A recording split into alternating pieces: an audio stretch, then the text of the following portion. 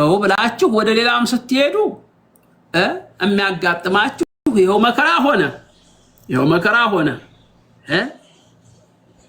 መከራ ሆነ እንዴት ይደረግ ባንግላዴሽም የሚያገባሉ ስማቸው ይዘው ሲመጡ ሻኪብ አለ ተሚም ይልሃል ናዝሞል የሚባል ልጅ አለ ኧረ ምን ዘይነብ ሳራ አለ እስላምያ ይሩሃል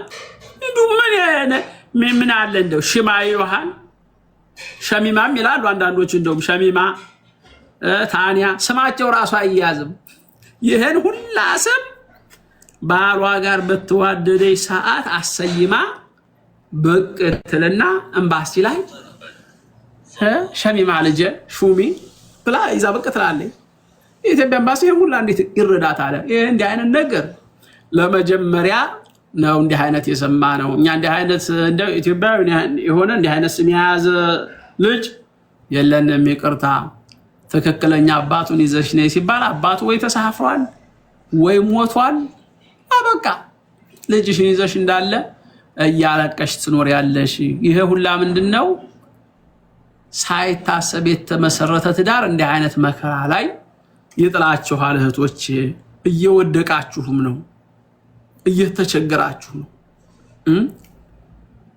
ገባችሁ አይደለ እየወደቃችሁ እየተቸገራችሁ ነው እንደው ሲቆም ብለን ስናየው እኔ አንድ የሚገርመኝ ነገር አለ የፓኪስታኒ ሚስት የሌላ ዜጋ ኢትዮጵያ ወንድ አግብተው ታያታችሁ ታውቃላችሁ የሱዳኒ ሴት ኢትዮጵያ ወንድ አግብታ ታውቃላችሁ የሌላ የየመኒ ሴት ኢትዮጵያ ወንድ አግብታ ታውቃላችሁ የህንድ ሴት ኢትዮጵያ ወንድ አግብታ ታውቃላችሁ የለም እናንተ ለምንድነው የምትረክሱት ሄዳችሁ ባንግላዴሽ የምታገቡት ሄዳችሁ አልሆነ ቦታ ውሽቅ የምትሉት ለምንድነው ምን ይደረግ የለም ለምን ኮስተር ብላችሁ ዜጋችሁን ለምን አታገቡ እንደገና ይቺው 15 ደግሞ ይጥሉልናል ብትሉ ምንም የላቸው ምንም ነገር እነሱ ምንም የላቸው ያለ እየመሰላችሁ ነው እንጂ ብር ተወዳላችሁ ለብር እየመሰላችሁ ራሳችሁን ችግር ላይ እየጣላችሁ ወላሂ ችግሩን የምታውቁት መቼ ነው ልጅ ወልዳችሁ ልጆቻችሁ ወደ ሀገር ወደ ኢትዮጵያ መግባት ስትቸገሩ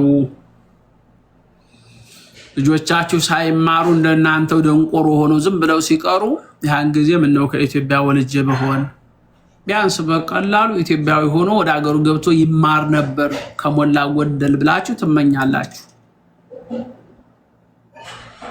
ከባችኋል እንጂ ኢትዮጵያ ደሃም ቢሆን ምንም ቢሆን ይሻላል ልጅ ኢትዮጵያዊ ነው አባቱ የታገረው ብታይ ሰንበቴ ከሚሴ ናዝሬት ምን አዳማ እንደዛ ብለሽ በተጣመርሽበት አካባቢ ስሙን ጠርተሽ ልጅሽን ታስገባለሽ ወደ ሀገር ይሄንኛው አሁን የፓኪስታን አዘቢርጃን ማንብርጃን ምን ማንኻን ማንንትን ከየት ሊመጣ ነው አድሬሱ ስራቱ ከየት ልታመጪ ነው እንዴት ተሳርጉ ነው ወደ ኢትዮጵያ የሚገባልሽ ይሄልሽ ይሄ ሁሉ ፈተና አለ እና እህቶች አቅል ግዙ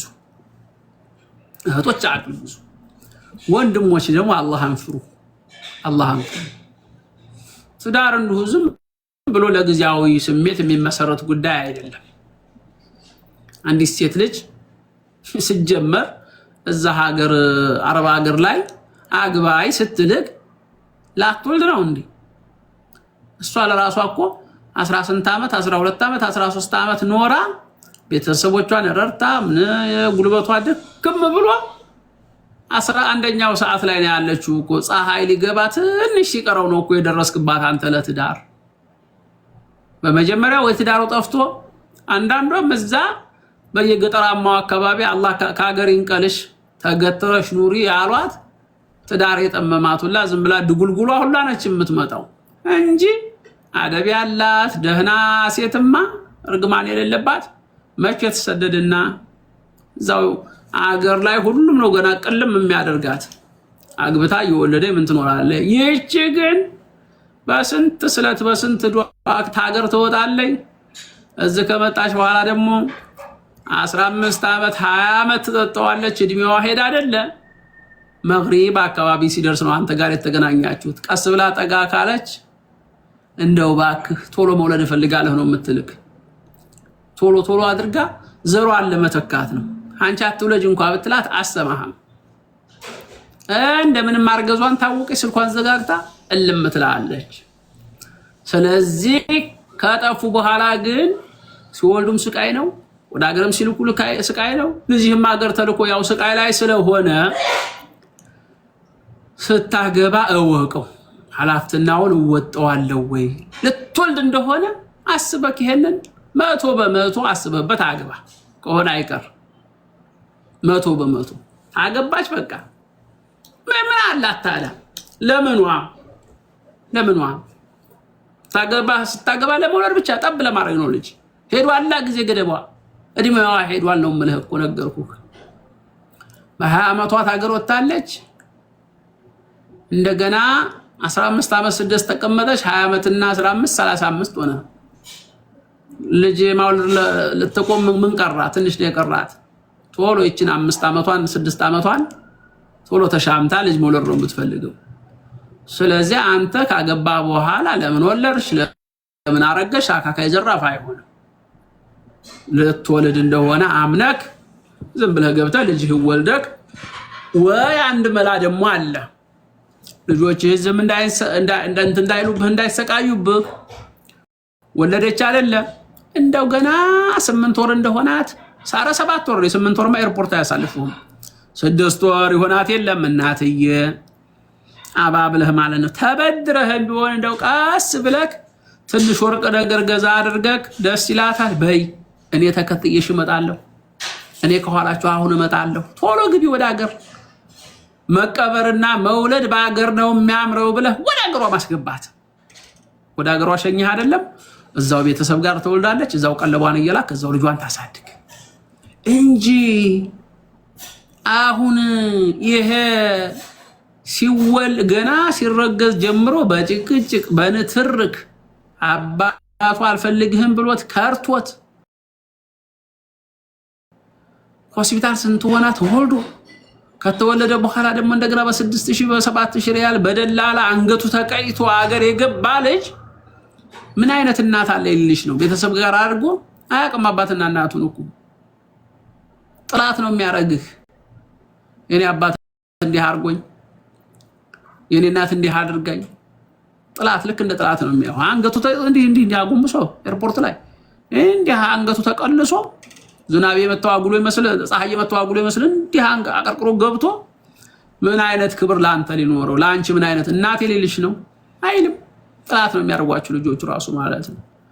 ስለዚህ ምንድነው መሆን ያለበት ወደሚለው ሲመጣ አብራችሁ ልጆቻችሁን ይዛችሁ እንዳረገዛችሁ ወደ ሀገራችሁ ግብት። አሁን ደግሞ ችግሩ የናንተ ደግሞ አንድ ችግር አለ። እኛ ጥለነው ወደ ሀገር ከገባን ደግሞ ባሎቻችን ሌላ ያገባሉ ሆነ። ታዲያ ምን ይደረጋል? ልጆች ተለይተሽ መተመኖር ያግባ ደግሞ እንደፈረደባት እንደው ደግሞ ያችም እንደው ትቃጠላለች ያችም እንደው ይያሉ ታይዞ ማለቅ ነው። ይሄን ይመስላል እንግዲህ ጉዳዩ ይሄን ይመስላል። እኛ ሀገር አሱራ ዛሊል ነው ያለው መከራ ይሄ ነው። ብዙ መከራዎች አሉ። ለማንኛውም እህቶችም ስታገቡ ዝም ብላችሁ ዘላችሁ እንደ ባህር ገበያ አትግቡ። ከተገባ በኋላ ይዞ የሚመጣው መዘዝ፣ እርግዝናው የሚያመጣው መዘዝ፣ ልጆቹ የሚያመጣው መዘዝ፣ ከተወለዱ በኋላ ደግሞ ወደ ሀገር መላኩ መዘዝ። ወደ ሀገር ምን ወደ ሀገር ብቻ ተልኮ ደግሞ ሀገር ደግሞ ትልካላችሁ። ሄዱ አይደለም መርድያ ልጅሽ ሊፈነዳ ነው ያለ ልጅሽን አሞታል። ልጅሽ ምግብ ቂጣ አይበላም። ቂጣ ለመደዝክ የወተት የላም ወተት የተገዛለ ጊዜ ወደ ላይ ወደ ታይ የህክምና ቤተሰቦችሽ እንደገና አባትና እናትሽ ደግሞ ብር ላኪ ትባያለሽ። ስራ ጠፍቶ ደግሞ አንቺ ቁጭ ብለሽ ጭንቅ። ስንት እህቶቻችን የአይምሮ ጭንቀት እያያዛቸው ነው። በአይምሮ ጭንቀት የተነሳ ጉሮሯቸው እያበጠ አፍንጫቸው እያበጠ ተጨናንቀው ሰውነታቸው ንፍትፍት ብሎ ሊሞቱ የአይምሮ ጭንቀት ማለት ነው። እየሄደ እየመጣ እንደ ጅን በሽታ። እንደገና ደግሞ አውቆ ደግሞ ሌላ ወንድምሽ ደግሞ በዛው ሀገር ሊኖር ይችላል። አንቺ ዝም ብለሽ አንዳንድ ኹብዝ ባንድ ሪያል እየገዛሽ ትበያለሽ። እሱ ደግሞ ምን ያደርጋል? ልጅሽን አቧራ ይረጭበታል። አንዳንዱ ማይተረገመ ወንድም ደግሞ እዛው ቤተሰብ እኮ ነው።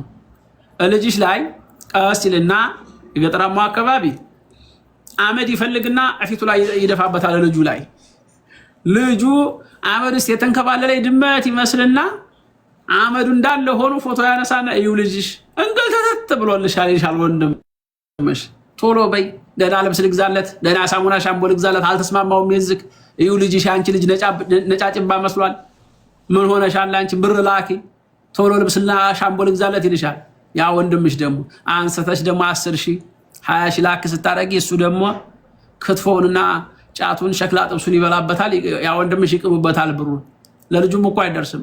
እንደዚህ እያልሽ በልጅሽ ሰበብ እየላክሽ ምን እያልሽ ገንዘቡም አልቆ መጨረሻ ላይ ተጨናንቀሽ ስራውም ድክም ብሎሽ አረብ ሀገር ስራ ጠፍቶ እሱም ታክተሽ የኩላሊት በሽታ ደም ግፊት ምናምን ይዞሽ ተናደሽ ወደ ሀገርሽ እንደገና ትገቢያለሽ እጅሽን ሰጥተሽ እና የሚሆነው ነገር ይሄ ነው። ይሄ ሁሉ የሚያጋጥመው ምንድነው? ሳይመካከሩ የተመሰረተ ትዳር ነው።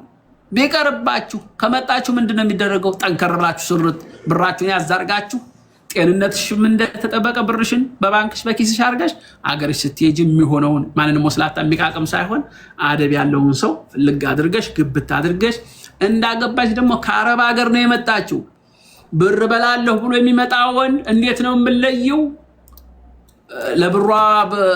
ለብርሽ ብሎ መጥቶ እንዳያገባሽ የመጀመሪያ ገና ኢትዮጵያ ለመሄድሽ ማነው ስትሄጂ ዝም ብለሽ በሚስጥር ደህና መሆንሽን ቀደው ለቤተሰብ ብቻ ነው የሚነገረው። ለሌላው ምንድነው እንደው ትንሽ አማሟን ነው የመጣችው እንደው ዝም ብሎ ወፈፍ ያረጋታል ነው የሚባለው። ገባሽ አይደለ? ወፈፍ ነገር ያረጋታል። ትሄጂ የለም ወፈፍ ያረጋታል የምትባየው ብርሽን ባንክ ታስቀምጫለሽ። አውቀሽ ዝም ብለሽ 3-4 ልፍልፍ እያልሽ ነው የሚወራው። ከዛ በኋላ መልክሽም እንዳለ ሆኖ ምንም እንዳለ ሆኖ እሷ እንደ ለራሷ ስንት ዓመት እንደው በረሃው እንደው አቃጥሯት ወፈፍ ለባ ነው እኮ የመጣችው ይባላል። አንቺን የሚወድ ሰው ይመጣና ምንድነው የሚለው? እኔ አሳክማታለሁ፣ ችግር የለም እጥርላታለሁ፣ አሳክም ያገባታለሁ፣ የሀገሬ ልጅ ወንዝ ልጅ በትምህርት ቤት ጓደኛ ያነበረች አውቃታለሁ እኮ ምን ችግር አለ? እሷን ስጡኝ ዳሩኝ እንጂ እኔ አሳክሜ ተንከባክቤ አድኛ አገባታለሁ የሚል ባል ከመጣ የዛን ጊዜ ያ ሰውዬ ለገንዘብሽ አይደለም የሚፈልግሽ አንቺን ይፈልግሻል ማለት ነው። ከዛ በኋላ እውነተኛ መሆኑን አወቅሽ አይደለ? ሐኪም ቤት ደግሞ ሄዶ የማይሆን መርፌ እንዳያስወጋሽ ጤነኛዋን። እንደዛ እስከሆነ እንደው ዝም ብሎ ቁርአን አስቀሩብኝ ሌላ አልፈልግም ትይና ሄዶ አንዱ ቦታ ዝም ብሎ ትንሽ ብር ከፈል አድርጎ ቁርአን ያስቀራብሻል። ዝም ብለሽ ትንሽ ጫጫሆሽ ያዛዝ ሰይጣን ያው ጭንቀቱ ነበር ለቀቀ አትባያለሽ። አግብተሽ ብር አይሰጥም። አግብተሽ ራሱ ብር አይሰጥም። ዝም ብሎ ነው የሚቆየው። 6 ወር 7 ወር አብረሽ ትቀመጫለሽ። እሱ አስተዳድራለሁ ሆነ ያገባሽ። ልጅ መውለድ ስትጀምሪ ለማንም ማያረጋው ያለሽን ገንዘብ ስራ የሚለው ከሆነ ይሁን አብረን እንስራ ብለሽ ያለሽን ገንዘብ እንደገና ትንሽ ቆጠብ እያደረግሽ ባንዴ አይሰጥም። ወጣ መዘዝ እያደረግሽ ይሰጣል እንስራ ተብሎ። አሁን ያሁኑ ዘመን ምን ታረጋለች? ምንም ችግር የለም 1 ሚሊዮን አለኝ አዲዳስ ጫማዋን ገዝታ ሰማያዊ አበባዋን ገዝታ አረንጓዴ አበባዋን እንጥጥ እያለች ትሄዳለች። ያላትን 2 ሚሊዮን ምንም ችግር የለም አግባኝ እንጂ በኔ ብር እንነግዳለን። 2 ሚሊዮን ምን የአንድ ወር ምሳ ነው በአሁን ሰዓት ላይ የሚሆነው ኢትዮጵያ ላይ። ወስዳ ስትጥ ታረጋለች። ያችን 2 ሚሊዮን ይቀበል ያን ካስሮ አብሮ ቁጭ ብሎ የሆነች ሆቴል ቤት የለውም እኮ ተከራይቶ ተሰዎች በሰው በሰጠችው ብር የራሴ ቤት ነው ብሎ ያሞኛታል። እዛች ሆቴል ቁጭ ብሎ ላፍ አርጋችን ብር ከበላ በኋላ ባለ ሆቴሎቹ ውጡ ብለዋል ባለቤት ኪራዮቹ ይሄን አይደለም ቤቱ ነው ይውጪ ይልና ያባርሻል። ብርሽም አልቆ ሰውየውንም አታሽ እንደገና በባህር። ይሄ ነው ዕጣ ፋንታችሁ። ሴቶቹ ብልጥ ሆኑ እላለሁ። አትጃጃሉ፣ ነቃ በሉ። እንግዲህ ከእን ይመስላል። የተለያየ የሚቸግሯችሁ ድንግርግር የሚሏችሁ ነገሮች ካሉ በማንኛውም ነገር አማክሩኝ። ቁጥሬ እዛ ይኖራል። ዝም ብላችሁ አትጃጃሉ እላለሁኝ።